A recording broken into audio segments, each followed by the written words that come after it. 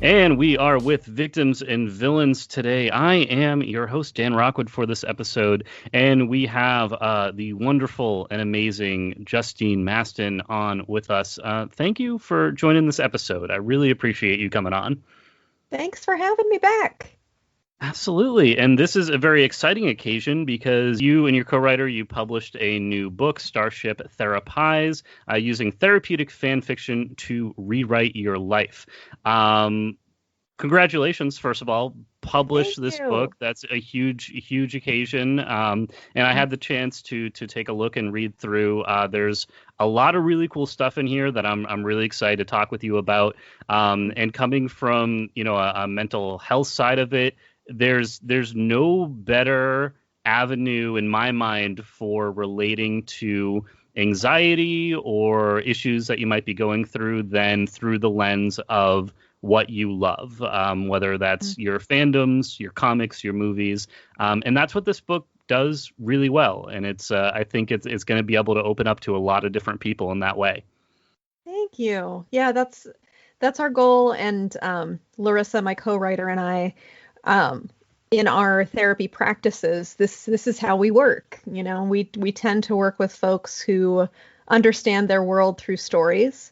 And so we were able to put our best stuff in a book. And it was a little hard because we wanted to put every single thing in there. And we had to, we're already over 300 pages.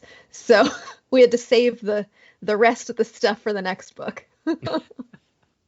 That's a good idea. You always want them leaving wanting a little bit more. You can't just give everything away right up front. And I know when we talked a while back when Mandalorian season 2 was coming out, and it feels like there's just so much more opportunity now. And I know you're likely more well versed in the history of fandoms than I am, but when take Star Trek for example, and the whole concept of a fan convention and people going and that was a very niche thing at the time. And it was, you have that it became a stereotype of that, Star Trek nerd, look at that person over there. But conventions have become mainstream now. San Diego Comic-Con has become a place where businesses and places like Disney will make announcements and they'll launch trailers. It's become this huge thing that more and more people are familiar with. And so I think the concept of fandom has just become more widely accepted. And I like to think we're getting to a spot just as a society to talk about mental health issues a bit more openly. And so being able to merge the two, I think, is able to open up even more conversations with more people, which is always a good thing. Yeah. And that's what we want to do. We want to serve our population, right? Our community is the nerd community, is the fandom community. And this is something fandom does really well, actually, of sort of being on the cutting edge of social change. And when I think about, mental health, I think about verbalizing to normalize what's going on with us. And that's ultimately going to change the whole discourse of our society. And Star Trek's a great example of being on the forefront of social change. First interracial kiss on TV, Kirk and Uhura. And it seems like while we've been on the forefront of all these different narratives and conversations, the wellness conversation just somehow keeps missing the fandom folks. Because I think that is just so steeped in our culture that wellness means this particular set of things. And we really want to question that construct. Wellness is what we need it to mean, and it includes mental health. And so we're really excited for folks to read the book. And I would love to hear your thoughts. What did you think? Well, I loved it. You did such a good job of merging so many different fandoms, and fortunately I was familiar with most of the ones Mm-hmm. that you went into, but Yeah. that's what I like, is that whether you are a Steven Universe fan or a Supernatural fan or Star Mm-hmm. Wars or Zelda, there are like these case studies that you set up and these ways that you're able to describe it through the lenses of these characters that I think a lot of different people will be able to relate to, regardless of what they're into. I think if you are a Mm-hmm. fan of nerd culture, or really at this point of pop culture, there's going to be something in here, or many things that you are able to connect with as a reader. And it's as an avid, video game fan, video game writer, journalist, Mm-hmm. whatever I want to refer to myself on any given day. Um, it's I've always valued the power that a game can have, and that when you are put into the boots of a character and when you are experiencing those stories and exploring those worlds, it's interactive in a way that some other mediums just haven't hit quite as hard just yet. Mm-hmm. And it's too often that I see more like condescending coverage, especially from some of the larger news networks, about, oh, kids are playing too much time playing video games, or they're not dealing with real life because they're in these fictional worlds. And I've been a huge proponent of that. Just because a world is fictional doesn't mean that the lessons and the emotions and everything you can gain from it are not real or are not valuable. Exactly. And Mm-hmm. so I love the concept of approaching mental health and therapy through that lens. And I think it opens it up and maybe makes it a little less scary to people who have never had a therapy appointment, or have been feeling anxiety or depression or anything like that. And they just don't know either how to identify it, or they don't know where to go. And having something that you can connect to, or a character that you can connect with, whether that's a Tony Stark or Steven Universe or whoever, just makes you more open to understanding yourself better. But ultimately, you'll be able to understand other Mm-hmm. people better. Yeah. Well, I stories are how we make sense of the world, and that's always been true. It's just what has happened, unfortunately, in our culture is that we've come up with this idea that once you hit like the tweenage years, that it's time to put away childish things and stop playing. And that often includes like, oh, video games are frivolous, and you shouldn't get too involved in TV or comic books. And we, Larissa and I, just vehemently disagree, and think that play is vital for adults as well. Mr. Rogers once said that play is the work of children, and I add on to that to say, and play is the meaning making of adults. I So, like that. right? It gives us the opportunity to make meaning by engaging with these stories, which we've always done since the beginning of time. Yeah. You know, our ancestors in caves were telling stories and drawing pictures. I literally was going to bring that up, because I think I weirdly enough, in the past couple of weeks, I had listened to a podcast about cave dwellers specifically. And Mm-hmm. basically they said, I think when you think of cave paintings, you think of more rudimentary stuff, but no, they were able to tell fairly complex stories throughout these paintings on these walls, and be able Mm-hmm. to, that's how they share their culture and shared their experiences. And I think that is a very human thing, that once we evolve to a point where we wanted to share and to tell and be able to relate to these stories. And that has just always been true. It's just as true now as it was then. We just have far more mediums in which to show these stories and get the point across that we want to tell. Yeah. And really, I think this is one of the few gifts of the pandemic, is that people started giving themselves permission to play again. Because, Mm. typically in our capitalist society, it's all about, productivity and, going out and doing and being. And the pandemic said, no, you can't. You can't go out and work and be with others. And so people started staying home and they started engaging with their play, and it felt meaningful again because it was like, well, I'm saving lives.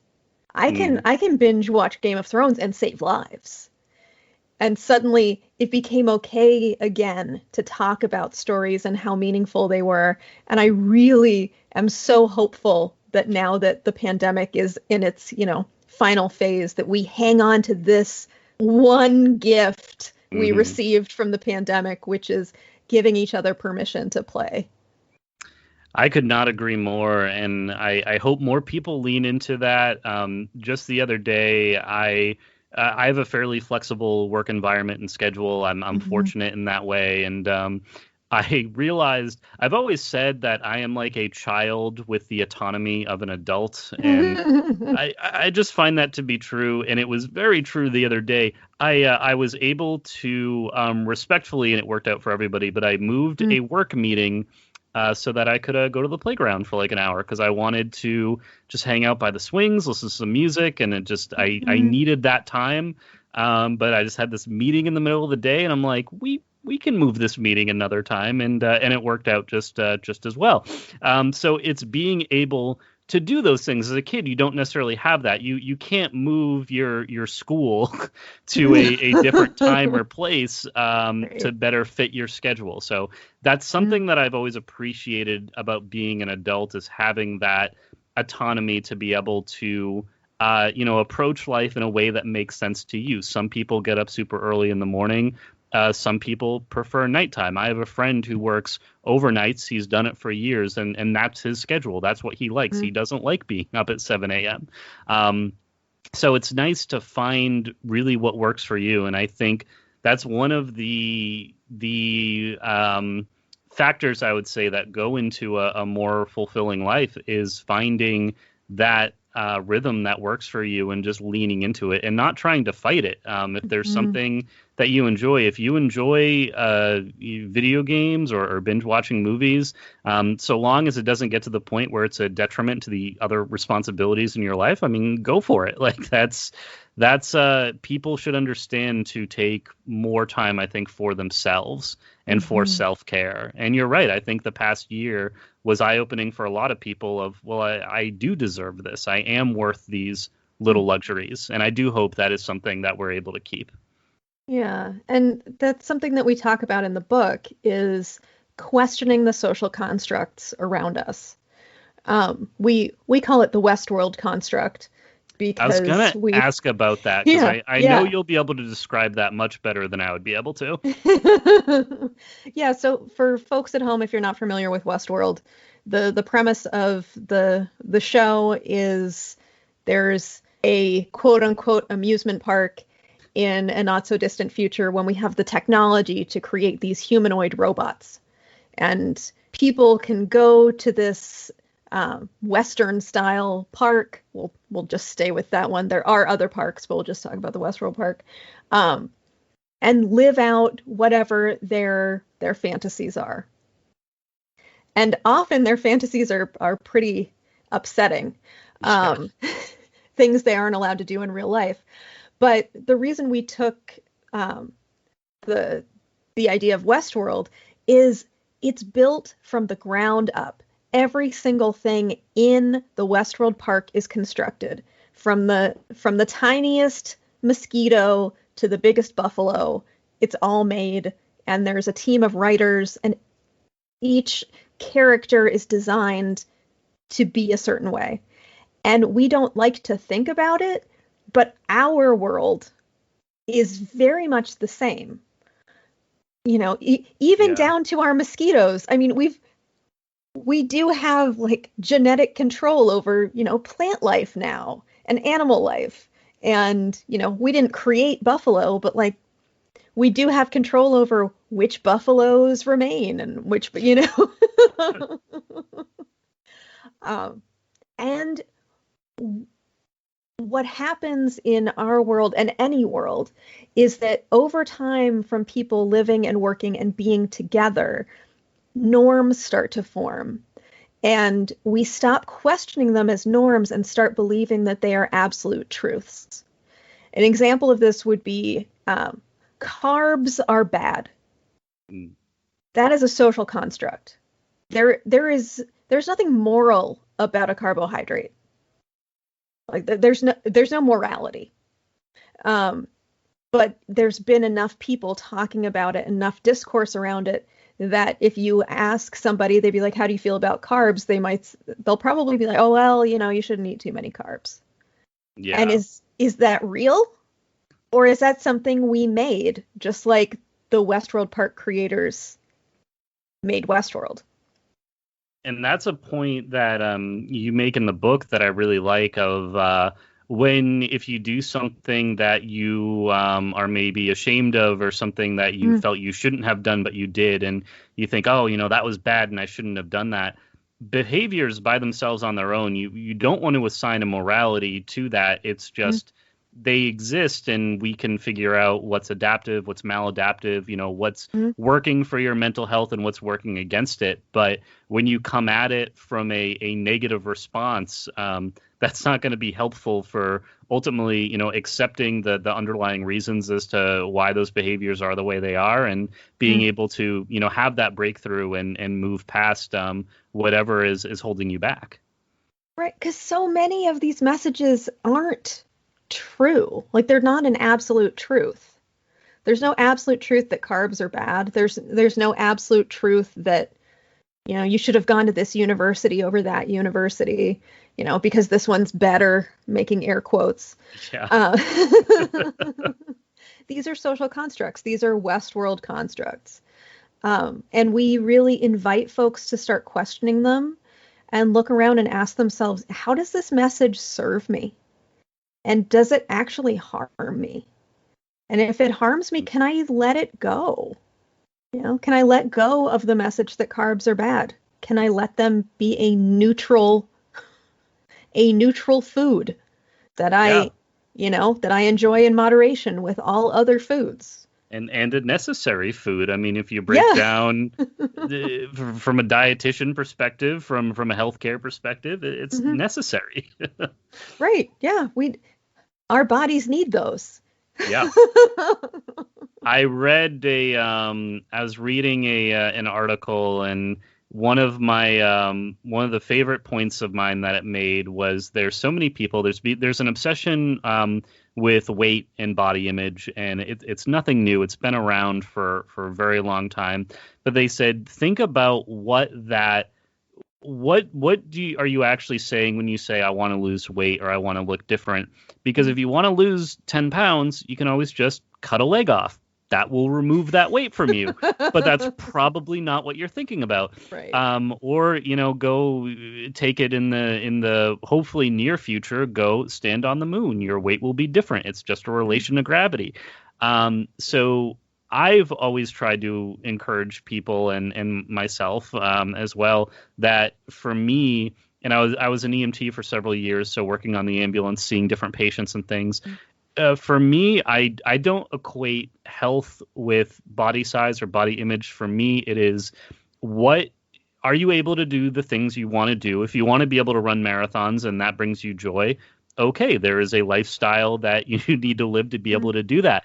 But if you want to be able to live your life without pain, without anxiety, and be able to, eat well, give your body what it needs, but without depriving it of those things you really enjoy, you can do all those things. It just takes a little bit of mindfulness and realizing, what will ultimately bring you joy, and avoiding those things that will make you miserable.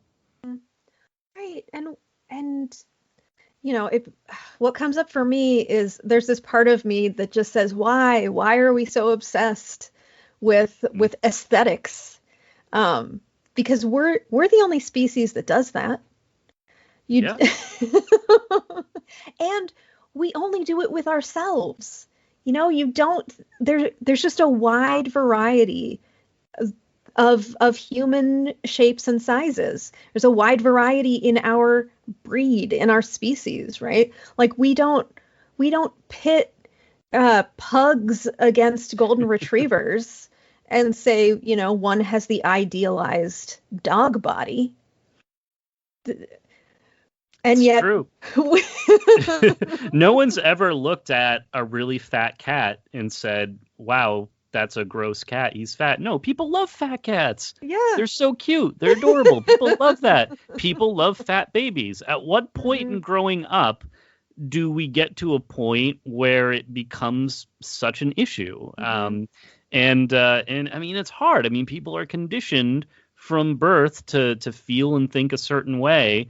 And I think we can try to fight against that as much as we can. And it's a process. And I'm hoping for, all we can do for the time that we're here is to work toward the future that we would ideally like to see. And eventually we'll get there.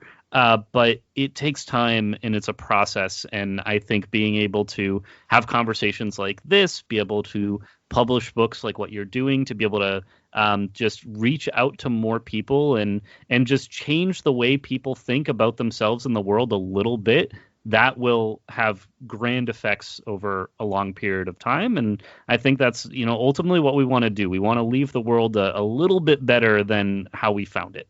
Yeah, absolutely. And I want to give voice for folks at home if this is the first time you're hearing about, social constructionism / the Westworld Construct, and it's hitting you in a way where you're like, that's uncomfortable, I don't like it. That makes so much sense. And when we feel really uncomfortable, it's parts of us letting us know something is important. So I invite you to, take a few breaths and not push this away entirely. And acknowledge that, it is uncomfortable when we start to question our social constructs, because we're taught that that's how things should be. And someone coming in and saying, actually, maybe it isn't, could be kind of scary. It's kind of like when you have lived in a home or an apartment for a very long time, and then one day you just go and you just sit in a different corner of the room and just look at it from a different angle. Mm-hmm. And all of a sudden you're noticing things that you've never seen. Or if you take a walk around your neighborhood, there are houses that you've probably walked by 1,000 times. But when you really stop and pay attention, you might notice, the paint is chipped here, or there's a design feature that I had never really picked up on before. I think when people are attuned to their environments, in this case, their mental and emotional states, it's you'll find that you'll notice things that you never were able to pick up on before. Mm. Yeah, and it can be a little disconcerting. At what point in the book? So this is you mentioned specifically Lord of the Rings and the Fellowship, and you talk about Boromir, and I appreciate that you mention even someone like Boromir, who in the first film, in the first book, is he essentially betrays the Fellowship. Spoilers if you're not caught up on Lord of the Rings, but we're either talking about 1939 true or 2001. Either way. Yeah, fair point. But it's mentioned that that Boromir, even with everything that he puts the Fellowship through, he is still someone who is deserving of love and redemption. And you shouldn't just write someone off because of a mistake they've made. And there's a technique you mentioned that's it's called remembering, which is different from remembering. But remembering, and it's and again, I'm sure you can describe it much more eloquently than I could. But my interpretation is you're taking stock of the people in your life, and you're basically refiguring out who serves you and who is a positive influence and who is not a positive influence and who is kind of weighing you down, and just acknowledging what people in your life, who is there to serve you, and what purpose do your friends, your family, what do they have? And if there isn't a positive connection there, figuring out why is that, and then deciding, what to do about it or how to move forward from that. Yeah, so remembering, and it really is re-membering, is a technique taken from narrative therapy. And you were right on the money with describing that, Dan, and I would just add this little piece, which is we can even go into the past and remember. So a famous example that one of the narrative therapy guys used was, this now adult woman was talking about when she was a child and how, she never had any real positive adults in her life. And she's at some point in the therapy, she starts talking about this neighbor. And this neighbor who actually did have her over for dinner and helped her with things and was this really positive influence. And she is able to remember the neighbor from being, just some neighbor, just one of the many adults who let her down, to being this really important person in her past, which she can then carry forward with her, so that, wow, I thought that I didn't have any responsible adults around, but I had this neighbor, and I'm remembering her from being, just one of the many people who let me down to being this vital person who was in my life. If you or someone you know is listening to this podcast right now and you're struggling with suicide, addiction, self-harm, or depression, we encourage you guys to please reach out. This is the heartbeat of why we do what we do. Suicide is currently the 10th leading cause of death in the United States, and as of this recording, there are 132 suicides that take place each and every day on American soil. And when you scale back internationally, there are 800,000 successful suicides. That is one death roughly every 40 seconds. So if you or someone you know is struggling, you guys can go to victimsandvillains.net/hope. That resource is going to be right in the description wherever you guys are currently listening or streaming this.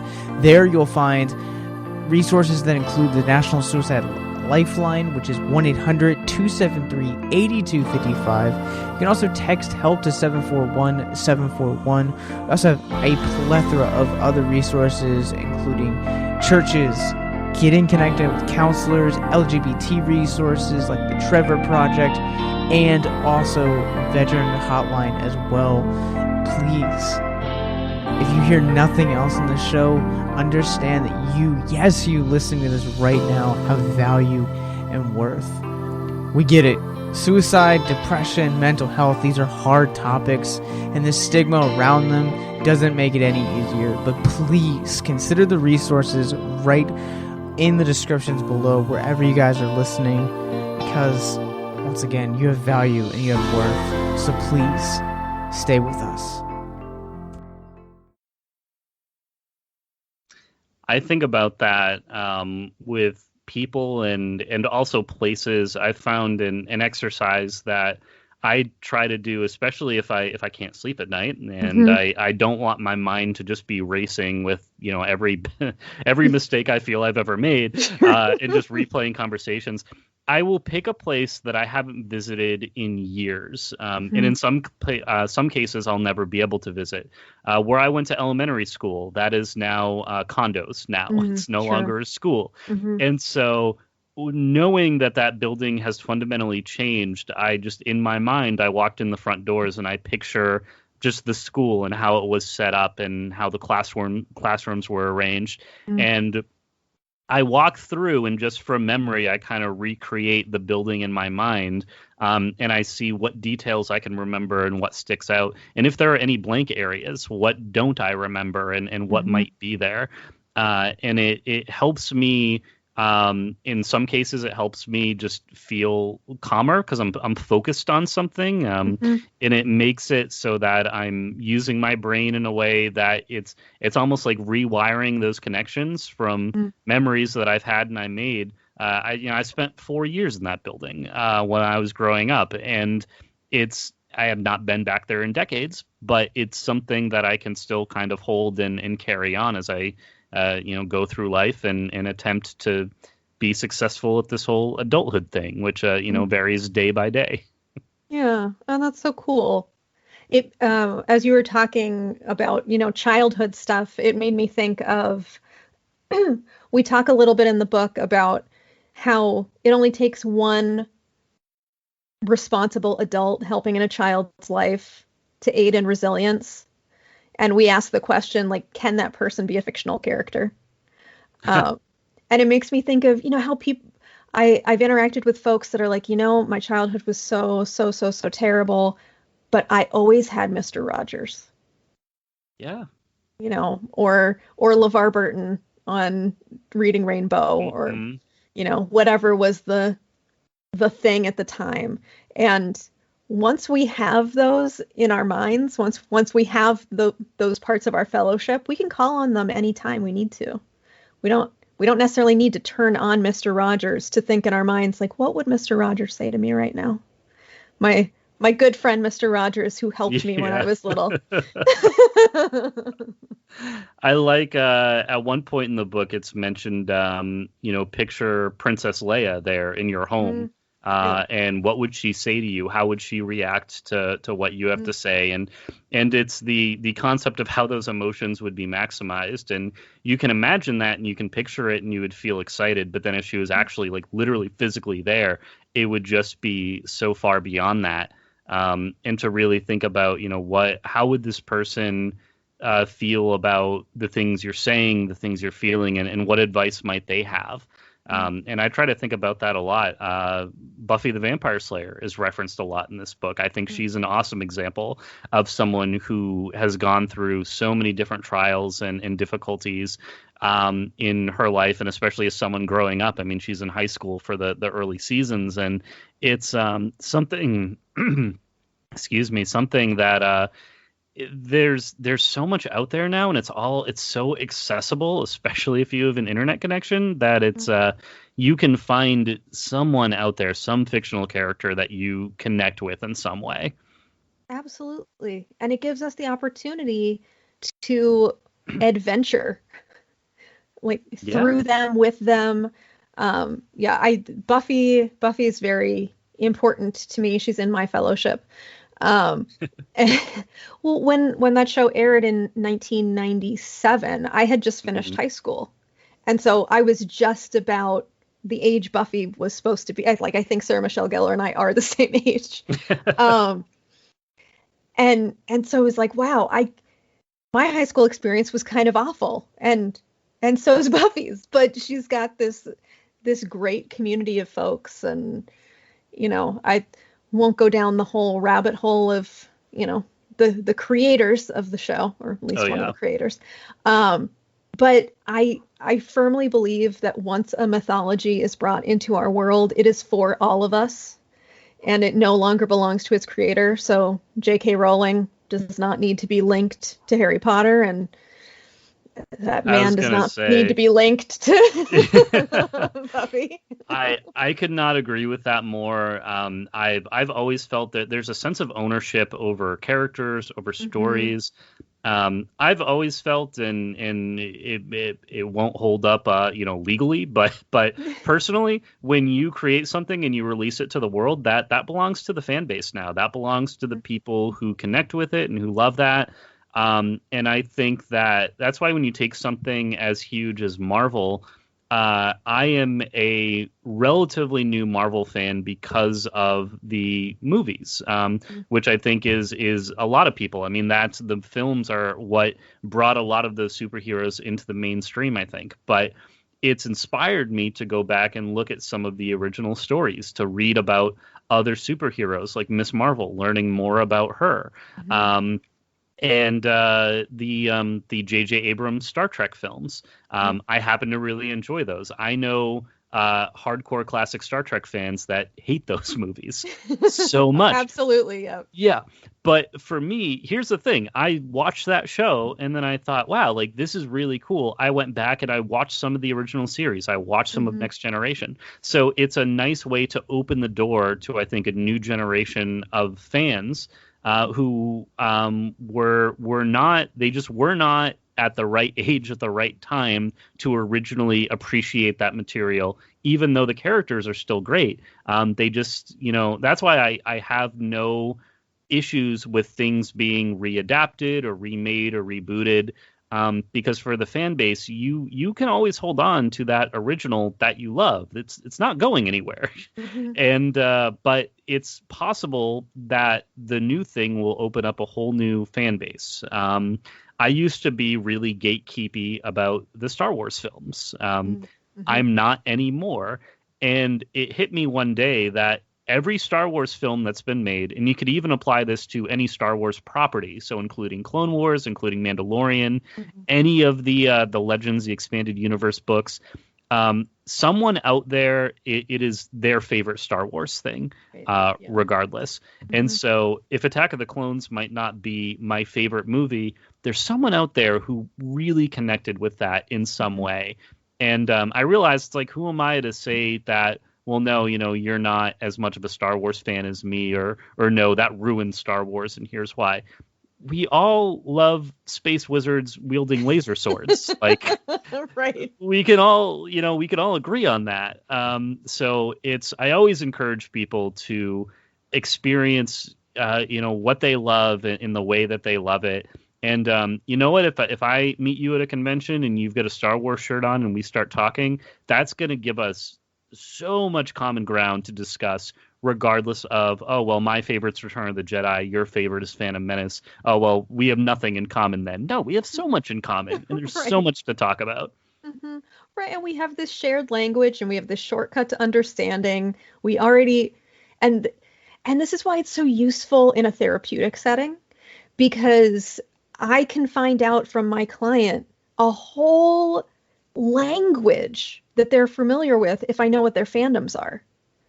If I know that a client is a Star Wars fan, like, great, okay, so we can talk about the Force, and we can talk about transgenerational trauma, even though my client maybe doesn't have language for that yet, but my client knows, wow, it was really a problem the way Anakin passed emotionally this stuff down to his kids, and Mm-hmm.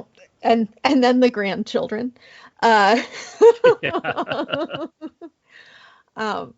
it's something we encourage folks to do is, if you pick up the book and if it speaks to you, take it to your therapist. See if they'll read it. And I mean, if they aren't even willing to read it, that maybe tells you something about your therapist, but Yeah. but I think it's really beneficial to be able to have this shared language. I'm a big Supernatural fan. And when clients come in and tell me that they're into Supernatural, I'm like, okay, we've got a lot of shared language now. Okay. So That's amazing. We can talk about how you're keeping up your meat suit, and we can talk about for non-Supernatural fans, that's your physical body. And we can talk about, how are you coping with things? Are you coping things more like a Dean or a Sammy? Right. And this is just such a rich opportunity. And it makes me sad when I talk to some clinicians who still feel like, oh, well, this, what are you doing? Yeah. Right. You're not really doing hard work. I'm like, well, And it goes back to, like, the gatekeeping thing again, right. too. It's like, just because it's different from how you approach something doesn't mean it's any less effective. And I know plenty of people, myself included. I mean, we respond to that.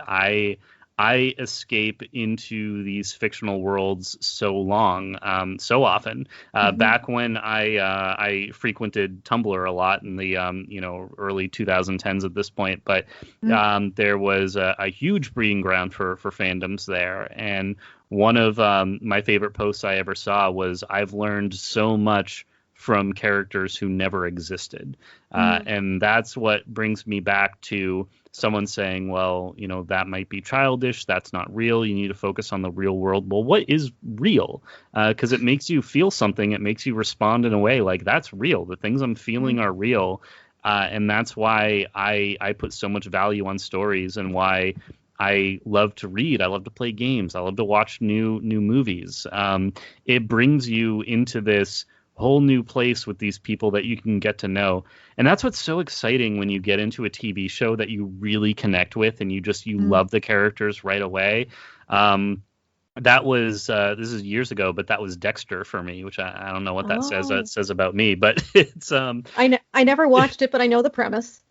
I can't recommend it enough. I'm such a huge fan, but the thing with Dexter is the pilot episode is actually, it's not the best. It's like episodes 2 and 3 where I feel it really finds its groove. So that's what I recommend to people.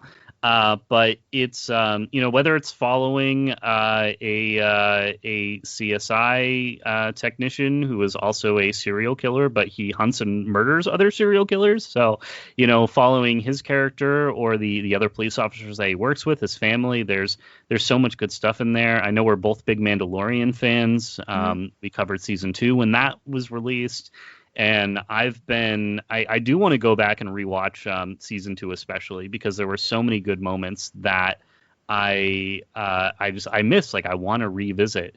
And I rewatched scenes from the finale, the season 2 finale, and it was just like, it makes me feel things that I don't feel all the time, but it connects with me on like that spiritual level. I feel like the end of Avengers Endgame is kind of similar for me in a way, that when I watch and I see like all my favorite heroes finally come together, it's like, this is what I've been waiting for.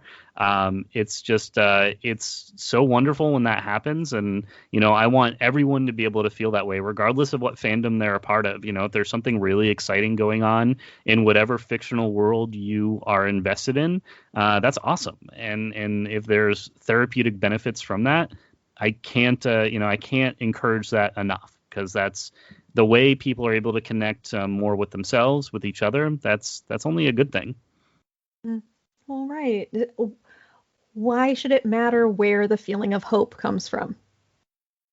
Right? If you are able to, if you are able to access that feeling of hope, if whether it came from a friend IRL or, Tony Stark, it's you felt the feeling of hope, and that's what matters. And I talk to my clients about this a lot, and we talk about it in the book, like the power of fan fiction, putting yourself in the story or bringing the characters out into your world. Are you feeling hopeless? Does Tony Stark help you feel hopeful? Let's call him. let's physically write something down, or pretend in our mind palace that Tony's here with us, and I'm sure he would say something very snarky, but also inspiring, and we feel a little better.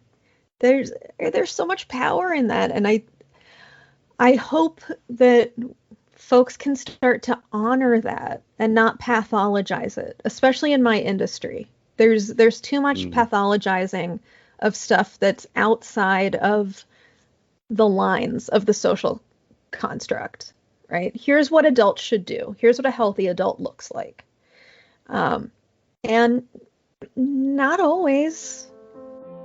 How would you guys like to help us get mental health resources into schools, conventions, and other events? Well, now you can. Simply go to patreon.com/victims and villains for as little as $1 a month.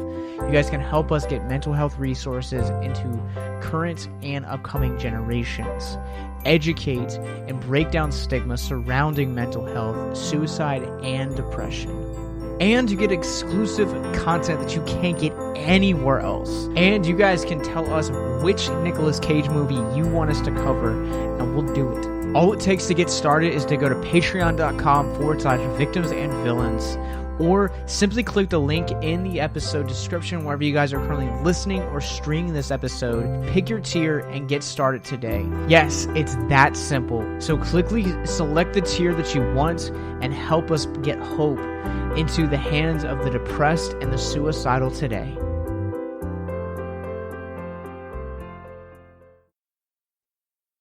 Yeah.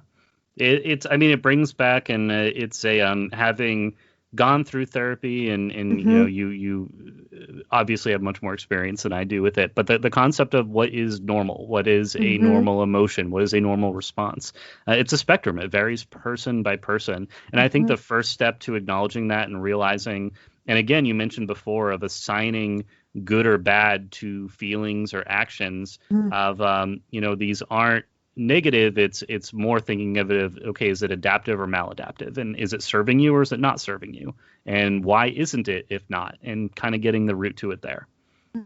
Yeah, absolutely. Right. If there's a great moment, it's the very beginning of the web series, The Guild. Oh, yep. Yeah. And Felicia Day's character is on the phone with her therapist, and her therapist is firing her because she won't stop gaming. And I often show that clip when I do trainings with other therapists. And I'm like, how do you feel in this moment as you see this gamer getting fired by her therapist? Yeah. Right? I'm not judging you. Like, do you feel like that's the right thing to do? So write down how you feel. And now let me give you a little bit of context. The kind of game that Felicia Day's character is playing, if you told her she could only play for an hour a day, she wouldn't get anywhere. This is a game that requires hours and hours of gameplay. And you're saying she doesn't have any friends and she's not interacting with anyone. She's got a whole guild of people that she cares about and who care about her, and they go on adventures together. So why aren't we paying attention to the strengths here? Why are we only focusing on the Westworld construct of gaming equals bad? And I'm not sure we even find out why Codex is her character name, why Codex went to therapy in the first place. My guess is it wasn't to stop gaming. Right? So did the therapist decide that that's what she needed to do? That's true. That's not something that's really explained. And I think in a way there's, I mean, you find there are all kinds of therapists, like there are all kinds of patients, and they're not always going to connect 100% of the time. And that's okay if that's the case. You can always go see another therapist. You can get a second opinion. And I think it's good. And when I was on my journey to find a therapist, that was one of the things that was told to me of, you know, if you don't jive with the first one you find, like, that's okay. Like, you can, you know, shop around for lack of a better word. You know, have some different conversations and see who you connect with and who you really want to keep talking to and get down to the root of, you know, what's been bothering you and what's on your mind. Right. And, you know, folks at home, if you're thinking about seeing a therapist, or if you're maybe seeing someone and you don't know if the fit is quite right, how are they listening to you?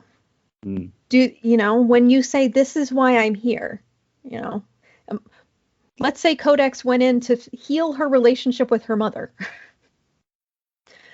and the therapist is focused on gaming. I would say, well, what is okay, therapist, I'll roll with you. I don't know what your certain modality is. How does gaming impact my relationship with my mother?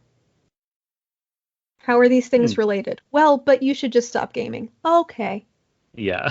I don't think you're listening to me and what I want and what my goals are, because it is, friends at home, about you and your goals.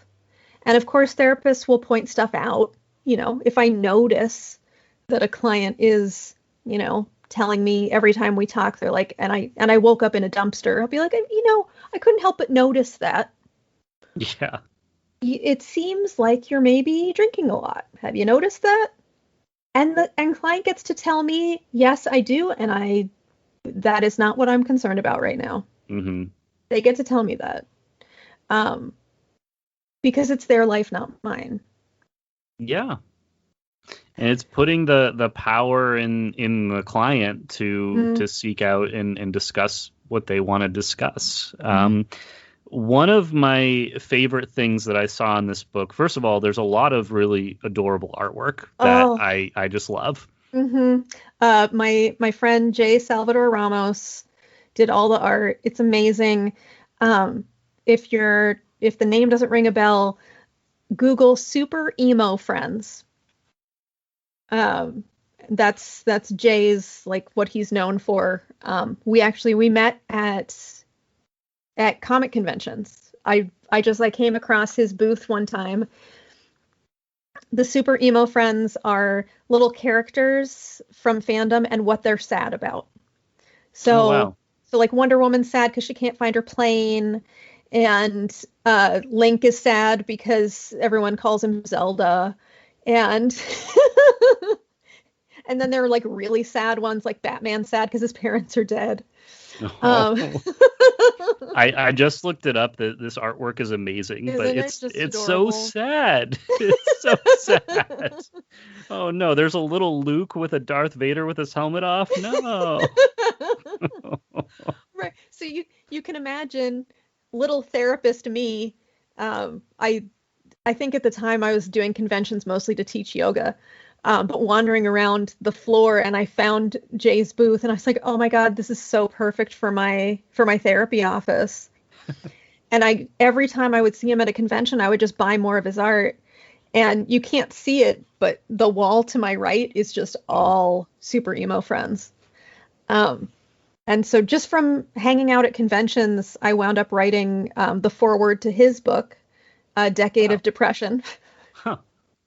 And he did the art for our book, and it's just, neither Larissa or I are visual artists. Mm-hmm. And so we very much just had to describe what we wanted, and he did such an amazing job of bringing it to life. I think some of the favorite art that is in here for me is the visualization of Stress Mountain. Mm-hmm. And it makes me think of just like the worst Disney World ride ever. But it genuinely, I was reading this and it kind of clicked with me in the concept of we're all somewhere on Stress Mountain at any given time. Some of us are higher up, and it will take less to make us peak and push us over the edge. And I realized, and I think that will help me personally with some of my friendships and relationships, because I like to think that I try to stay pretty lower down on the mountain, and things come up and I just kind of deal with them and I handle them.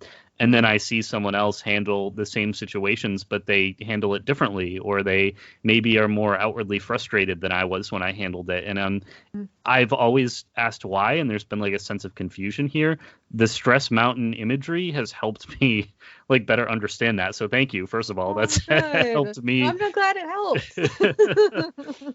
But the concept of that throughout your day, you're kind of going up this mountain, and then you can naturally course correct. In some cases, things will start to go right and you're able to come down. But in other cases, it just keeps elevating until you get to a point. And if you break down because there's just nowhere else for you to go and you don't know how to process the stress you're experiencing, that's what it happens. And to have the visualization of it literally being a mountain was just like the best thing I think you could have put in here to help get that point across, because it's very succinct, and it's just it's just beautifully done, and it's a very elegant concept. So really, really nice work there.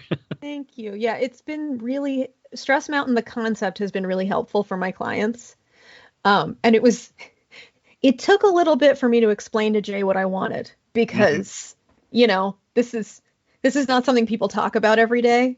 So I had to make it in clip art. Oh, yeah. I was like, here's a clip art shark, but I want it is a Sharknado. Anyway. The Sharknado specifically is just really fantastic. Like, it's so good. I know. Like when he finally got what I was saying, the end result is amazing. Mm-hmm. Yeah, but it's been super helpful for my clients. And, I teach young therapists now, and it's been helpful for them too, to think about when they're conceptualizing their clients. Like, oh, okay. So some of my clients are at the top of them. Oh, that's why they freak out after two things happen. But these other clients don't freak out after two things happen. Like, yep, that's why. Stress Mountain. Yeah. Mm-hmm. I have a young nephew, and he has, he's a kid. He goes through meltdowns. He experiences stress.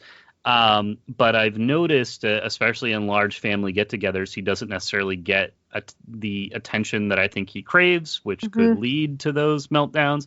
But, he'll be upset about something, and I'll notice he'll either be ignored or the adults will brush him off. And so I try to kind of make it a point to say, hey, it's okay to feel the way you're feeling. Like, I get it. Like, sometimes we just feel overwhelmed. That's a very normal thing to feel. And I'm sorry you feel that way right now, but it's important to feel those feelings and know how you're feeling and know that it's okay and it's going to be okay. And, he doesn't quite understand what I'm saying to him just yet, but hopefully with time and we can reinforce that message a little bit. I want the, especially when I'm meeting and talking with kids, I want them to have a better, more well-rounded view of mental health and the emotions they're going through than when I was growing up, where I didn't have an authority figure to kind of talk me through some of what I was going through. I just kind of had to navigate it through, with bouncing ideas off the minds of other 9-year-olds, and that wasn't very helpful. So it's good to,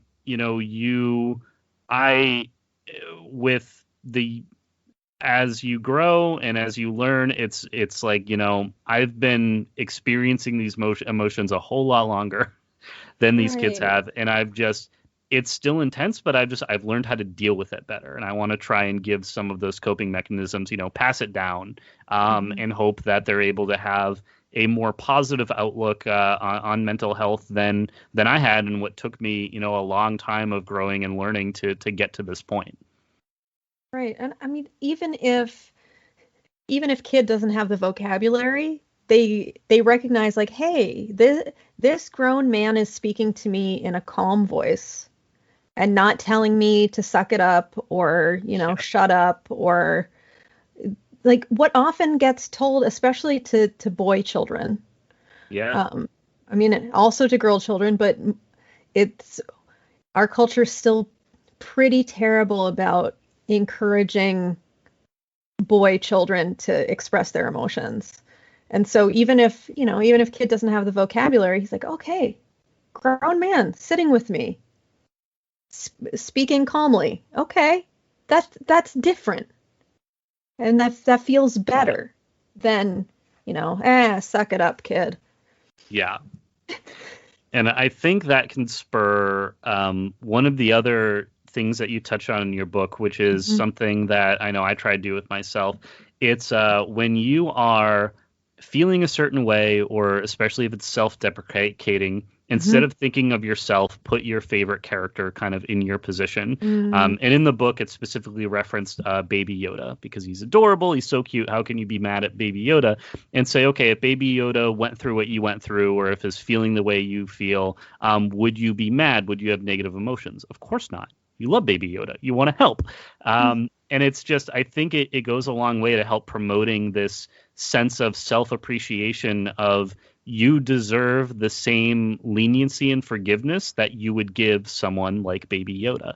And that visualization, I think, can help more people just be kinder to themselves. We're so critical of everything that we do. And I think to just be more willing to give yourself forgiveness, it will go a whole long way to just a more positive outlook, on life and on your friendships and the people that you want to include in your life.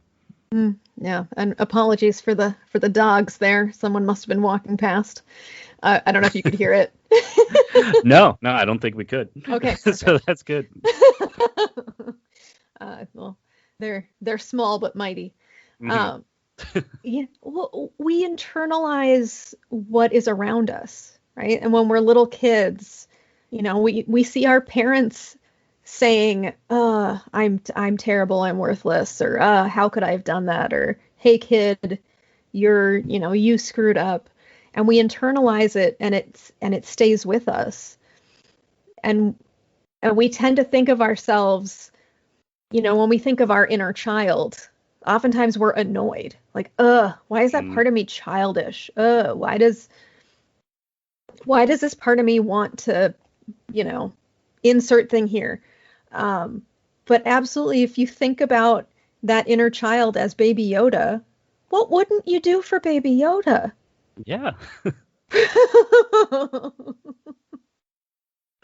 It helps. That Disney knew so well what they were doing when they designed Baby Yoda. I also love where I work a lot of my time with online writing and marketing specifically. So we focus on like keyword trends and what are people going to be searching. And the thing I love about Baby Yoda is he's not referenced as that in the show. He's referred to as the child. Eventually, he has a name. But Disney knew from day one people were going to be Googling Baby Yoda, and they were able to kind of prepare and predict that, which I think is such a weird merger of my two parts of my life, where it's like my day job as a marketer and then my full-time life as a Star Wars fan. Like it just came around and combined really nicely. Well, this book was just absolutely delightful, and I think gives a lot of probably what you touch on, I think, in a lot of sessions with your own clients, and going through just the therapeutic nature of these different fictional worlds. And it's told that through that lens, through the Westworld construct, like you mentioned, through the hero's journey. And I think I especially love the like case studies, like the fan fiction that's included, where you sit down with the crystal gems and you sit down with Dean from Supernatural, and you really kind of talk and figure out what are their issues and what do they want to discuss and get to. Before we wrap up here, what would you like people to walk away from after reading this book, or what should they keep an eye out, when they pick up a copy? Oh, well, first off, I very much, friends at home, hope that you do pick up a copy, and not just because I'm trying to sell books, but because I really think it's helpful. Larissa and I just really wanted to create a self-help book for people that maybe don't want self-help books. It's funny, it's irreverent. It's like stepping into a story. So I do hope folks will pick it up, and that you'll start questioning the narratives of your life, right? And give yourself permission to make any edits you need or want, and give yourself permission to be playful. That's my invitation to everyone always. I could not agree more. You're listening to a pop culture and self-proclaimed nerd podcast. So, I hope you, if a fan of the show, that you have those fandoms, have those worlds. And if you feel, especially in times where life feels like it's moving too fast, if you have, personal issues you're dealing with, or if work's really stressful, it can be hard to find the time, but really find the time to really dive into one of those worlds, whether it's a book before bed or watching a movie or pick up a game, anything like that. And it can run the gambit, especially in video games, from super relaxing, like Pokemon Snap, go on a safari and take pictures of Pokemon, or Resident Evil Village, which I just played through, and it's, you want to fight werewolves and all kinds of horrible monsters, cool, go ahead, you can do that. You have the ability to take that down. But this was talking with Justine Mastin, so thank you again for taking the time with us. And your book again is Starship-therapise, using therapeutic fan fiction to rewrite your life. I have read through it, and as I've said from this hour-long conversation now, I highly recommend it. I think it's just a wonderful piece of merging different fandoms with the importance of mental health and following some of these paradigms that should get talked about more. So thank you for writing it. Thank you, your co-writer, for writing it. This was I'm always happy to see more stuff like this get out into the world. It's only beneficial for people in the long run, and it's awesome to see. Oh, thank you so much. I really appreciate it. Absolutely. Well, thank you all for tuning into this episode of Victims and Villains. I have been your host today, Dan Rockwood. You can find me over at Twitter at drock64. I did just finish Resident Evil Village. I said that on like 2 other episodes now that I've recorded recently. So if you're listening to those back to back, you're going to hear that a lot. But I did just beat the game, so you're going to be seeing a bunch of screenshots and thoughts and things on that as well. So thank you guys for tuning in. And remember, check out Starship-therapise, and let us know what you think.